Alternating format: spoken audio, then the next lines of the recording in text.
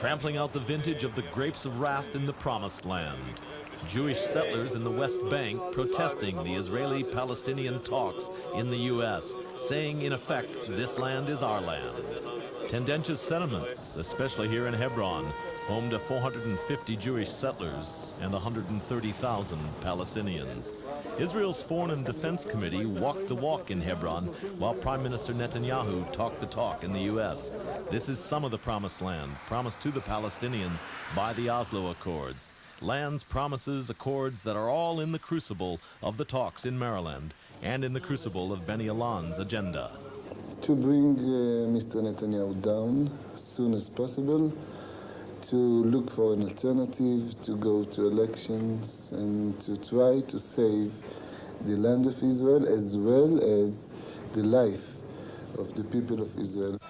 And yet another agenda bearing on the U.S. talks.